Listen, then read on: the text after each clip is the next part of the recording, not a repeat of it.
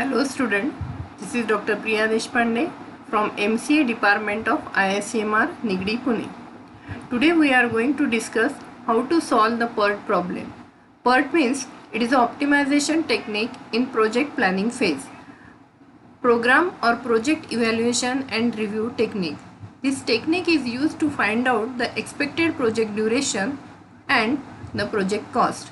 Today we are going to see how to find out the expected project duration using given information, how to find out the critical path of the given network diagram, and how to find out the variances of the various activities for the given problem situation. So here we have given the information about the various activities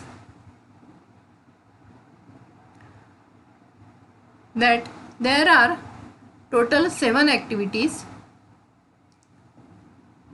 1 to 2, 1 to 3, 1 to 4, 2 to 5, 3 to 5, 4 to 6 and 5 to 6.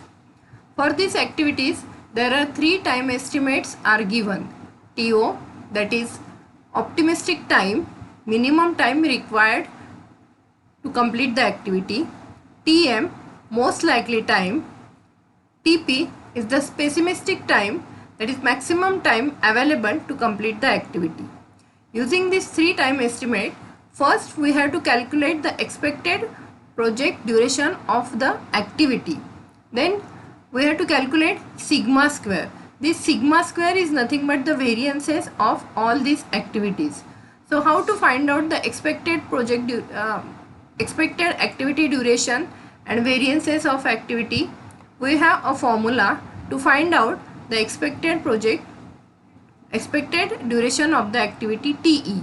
This TE is equal to TO plus 4 times TM plus TP divided by 6, and the activity variance is denoted by sigma square, and which is equal to TP minus TO divided by 6 whole square. So using these two formulae we will calculate the expected duration of an activity T and activity variance sigma square.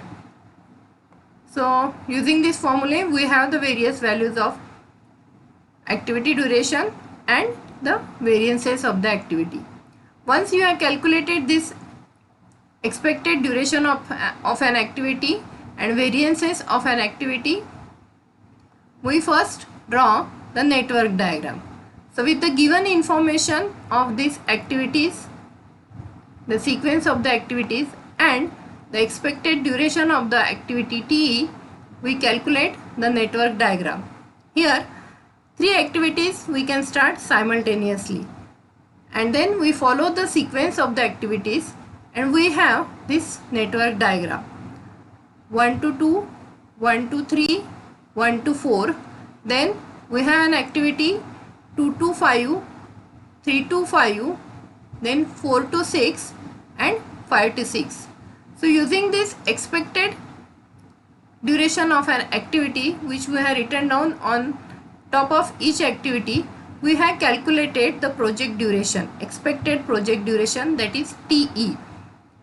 So this is calculated using forward pass calculation, and we got the expected project duration as 26.66 days, where days is the time unit mentioned in the given information. Using the forward pass calculation we have calculated the expected project duration, and then we have understood the critical path of the network diagram. Critical path is nothing but the shortest project duration using longest duration activity, and we have critical path as 1 to 4 and 4 to 6. So this critical path is written either in terms of nodes or sometimes using the activity name. Here we have written down the critical path as 1 to 4 and 4 to 6. Critical path is double line in the network diagram. So once we have drawn the network diagram, we have calculated the activity, expected activity duration and activity variances. Our next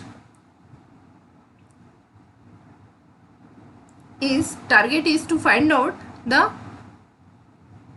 standard deviation of critical path, which is denoted by sigma Cp.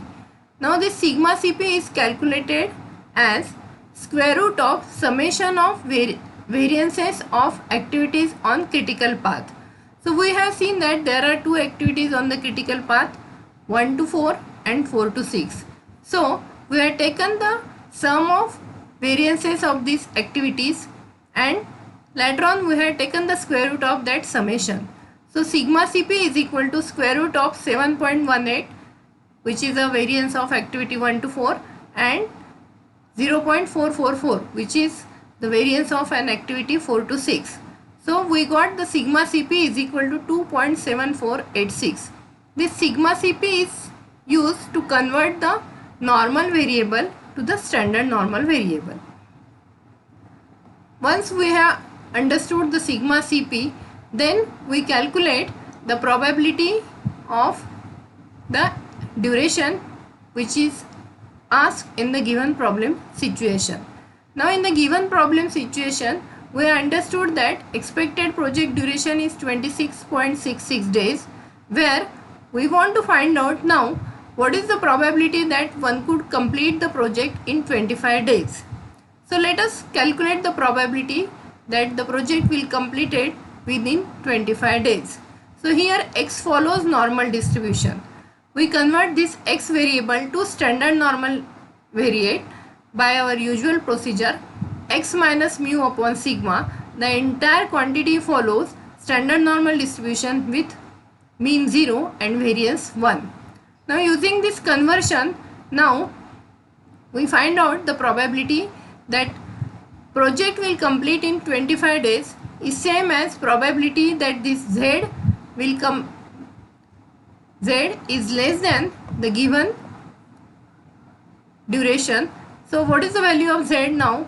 Here the z is equal to, we have calculated x minus mu upon sigma Cp, this we have denoted by z, and now instead of x we substitute the value of x as 25, minus mu is the expected project duration, and here we divide that subtraction by standard deviation of critical path, that is sigma Cp.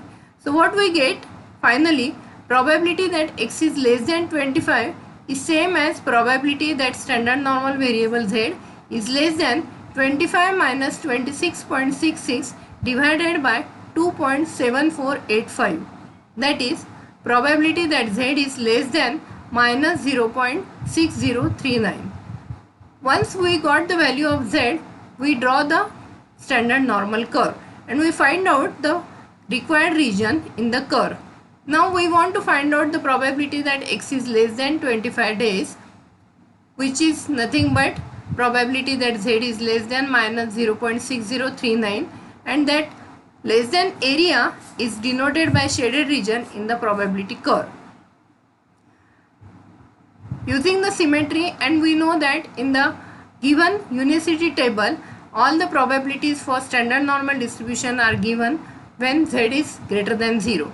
So we say that by using symmetry, probability that z is less than minus 0.6039 is same as probability that z is greater than 0.39, and this probability is available in the table, and hence we got the probability as 0.27425. That is, probability that project will complete within 25 days is 0.27425, or we can say that it is 27.42%. Let us take another duration. Let us take another value for x. Now suppose we want to find out the probability that the project will complete in now 28 days. So how to find out this probability? So again, using the same procedure, we convert this variable x into standard normal variable z. So probability that x is less than 28 is same as probability that x minus mu upon sigma is less than 28 minus mu upon sigma Cp. Here now the value of x becomes 28, mu is same as 26.66 and sigma is same as 2.74. So we calculate the value as probability that x is less than 28 is same as probability that z is less than 0.4875. Let us draw the standard normal probability curve, and the shaded region is nothing but the required probability. We know that all the values given in the table are greater than 0. So this empty portion area probability is given in the table. So the total probability is 1. So from 1, if we subtract this empty portion probability, we get the required probability. So we do the calculation like this.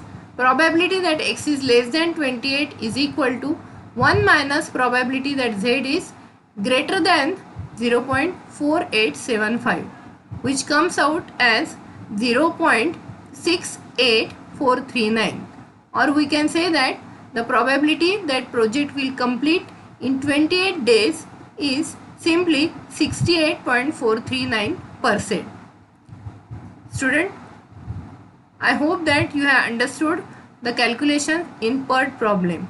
In next lecture series, we will see how to find out the CPM network diagram, how to draw the CPM network diagram, and how to do the table calculations. Thank you.